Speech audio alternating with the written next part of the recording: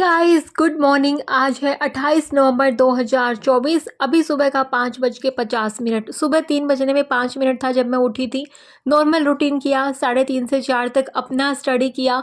4 से 6 लाइव में सोशियोलॉजी, जो कि मेरा ऑप्शनल है, उसको रिवाइज़ किया और उसको रिवाइज़ करवाया। साथ के साथ किसी ने पूछा था कि बुक्स कौन सी यूज़ करते हो, वो मैं शो कर रही थी। मुझे ना बहुत सारे कमेंट मिलते हैं लाइव में भी और वैसे भी व्लॉग में, कमेंट सेक्शन में, कि आप डेली सुबह कैसे इतना जल्दी उठ जाते हो, आपको आलस नहीं आता। अब तो सर्दी आ गई, आपको मानना पड़ेगा, आप कैसे डेली उठते हो। क्योंकि मुझे ना डेली उठने का फ़ायदा पता है, मुझे कीमत पता है डेली उठने के क्या क्या फ़ायदे हैं। क्योंकि जब मैंने यूट्यूब को स्टार्ट किया था 1 जनवरी से, उसमें मुझे जो सक्सेस मिली है ना, वो कंसिस्टेंसी की वजह से ही है। जो मैं वर्क फ्रॉम होम करती थी, वो जो चीज़ मुझे मिली थी, वो मेरी कुछ ना कुछ सीखते रहने की कंसिस्टेंसी की वजह से ही था। जो भी मैंने अपनी लाइफ में सीखा या जो भी मैंने अचीव किया, वो कंसिस्टेंसी की वजह से ही था। मैं ये समझ चुकी हूँ कि success doesn't come from what you do occasionally, it comes from what you do consistently. तो अगर आपको किसी चीज़ में सक्सेस पाना है, आपको अपना 100% किसी चीज़ में देना है, तो सबसे पहली चीज़ जो आपको करनी पड़ेगी, कंसिस्टेंसी मेंटेन करनी पड़ेगी। डेली जो रूटीन बनाया है उस पर स्टिक रहना पड़ेगा। जो हम दिन का रूटीन होता है ना, स्पेशली होम मेकर्स, वो स्ट्रिक्टली फॉलो नहीं कर सकती। लेकिन एक सुबह उठने का और रात को सोने का थोड़ा सा रूटीन फिक्स होना चाहिए।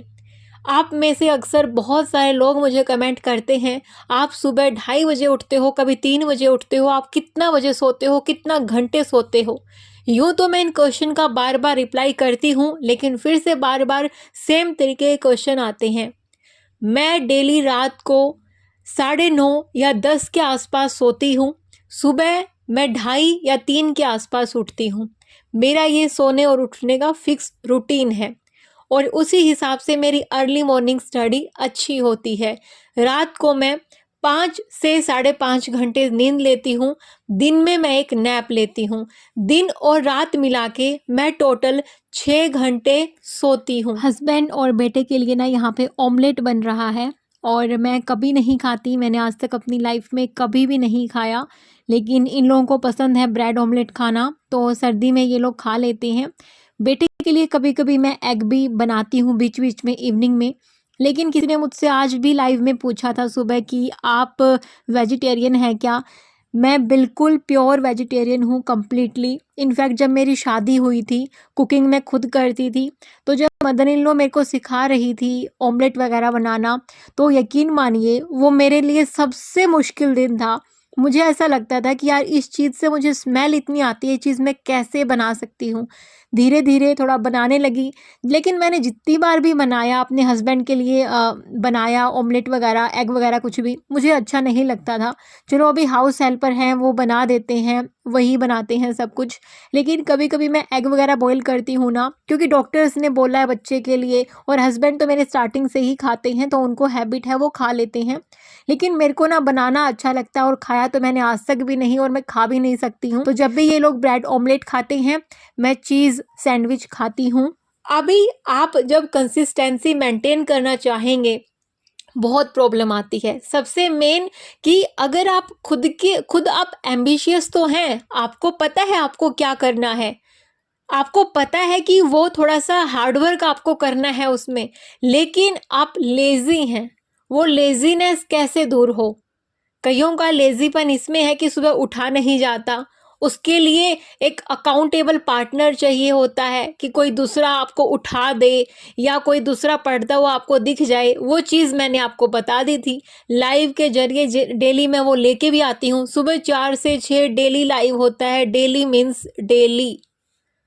और उसके ज़रिए मैंने आप लोगों को मौका दिया है कि सुबह आप खुद लेज़ी होते हैं, आपको चाहिए ग्रुप स्टडी या कुछ ऐसा कि यार सब पढ़ते हुए दिखे, हम पढ़ पाएँ।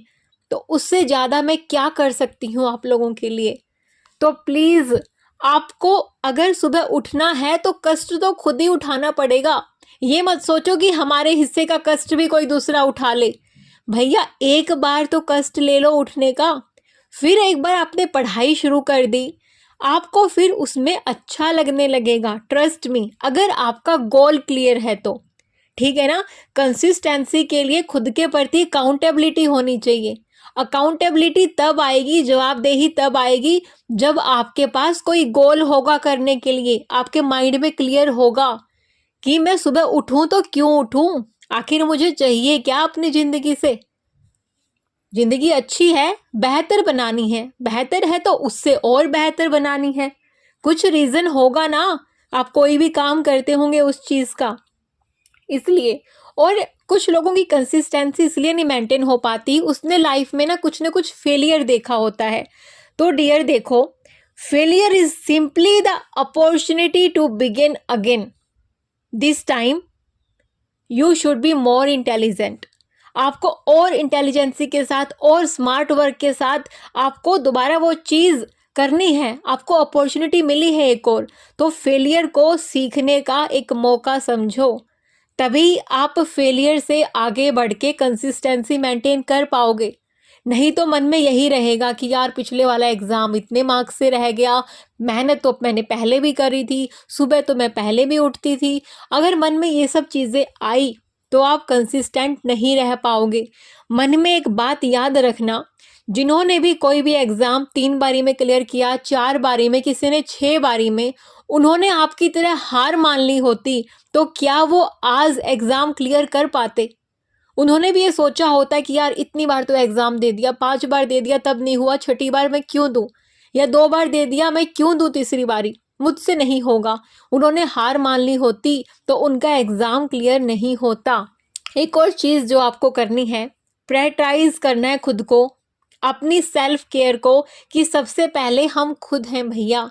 हम इंसान खुद हैं सबसे पहले। अगर हम ठीक हैं, हमारा बॉडी ठीक है, हमारा मेंटल फिजिकल हेल्थ ठीक है, तभी हम किसी गोल पे फोकस कर पाएंगे, तभी अपनी फैमिली पे फोकस कर पाएंगे, तभी अपनी फैमिली का ध्यान रख पाएंगे। अगर आपके लिए सबसे ज़्यादा ज़रूरी चीज़ है तो वो आप खुद हो सबसे पहले। So take care of your body, your mental and physical health. यही एक चीज़ है जो आपके साथ रहने वाली है ताउम्र, और जो आपके काम आएगी। और जो सेल्फ डाउट आते हैं ना, उनको प्लीज़ आप छोड़ें थोड़े दिन के लिए, खुद पे विश्वास रखें। आप खुद को ये सोचें कि बिलीव करना है खुद पर, और ट्रस्ट में यार, जब खुद पे बिलीव करोगे, कंसिस्टेंसी मेंटेन करोगे, खुद को थोड़े से चैलेंजेस दोगे, कंफर्ट जोन से बाहर निकलोगे, मेहनत करोगे, तो believe you can do this. And आपको सोचना है कि बस जब आपने कोई चीज़ शुरू कर दी ना, आधा रास्ता तो आपने वहीं पे कवर कर लिया, and you are halfway there, आधा रास्ता और बाकी है बस। कंसिस्टेंसी ही एक ऐसी चीज़ है जो आपको एक पुअर स्टूडेंट से एवरेज में कन्वर्ट कर सकती है, एवरेज से एक्सीलेंट में कन्वर्ट कर सकती है। उसके अलावा कोई दूसरा मेथड नहीं है। हार्डवर्क करना है, कंसिस्टेंट रहना है। जब भी आप कोई गोल सेट करो, सबसे पहले छोटे छोटे स्टेप लो। कंसिस्टेंसी मेंटेन करने के लिए ज़रूरी नहीं होता कि डेली 6 घंटे से 8 घंटे से पढ़ना शुरू करना है, या कोई भी काम आपको करना है। छोटे छोटे कदम लेने होते हैं, तभी आप कंसिस्टेंट रह पाओगे, तभी मोटिवेट रह पाओगे। The journey of 1000 miles begin with 1 step. सबसे पहले वो 1 स्टेप लो, चाहे जाना आपको कितने ही दूर हो, कितने ही घंटे आपको पढ़ना हो किसी एग्ज़ाम के लिए। स्टार्टिंग कम स्टेप से करें, थोड़े घंटे से करें। अगर किसी दिन आपका पढ़ने का मन नहीं करता तो कोई बात नहीं, ह्यूमन बीइंग है, सबके साथ ऐसा होता है। लेकिन कोशिश करें उस दिन भी आधा घंटा 1 घंटा अपने माइंड को समझाओ। ये माइंड है ना, इसको खाली बैठना तो पसंद नहीं है, लेकिन इसको बोरिंग काम भी पसंद नहीं है, इसको इंटरेस्ट आना चाहिए। और आजकल इंटरेस्ट आता है स्क्रॉल करने में, शॉर्ट्स में। तो जो एक वो चीज़ होती है ना कि यार कुछ ना कुछ नज़रों के सामने घूमता रहे तो अच्छा लगता है, लेकिन वहीं पे बुक नज़र के सामने हो तो नींद आती है। वो आपको धीरे धीरे अपनी हैबिट चेंज करनी पड़ेगी, एकदम से नहीं होगी।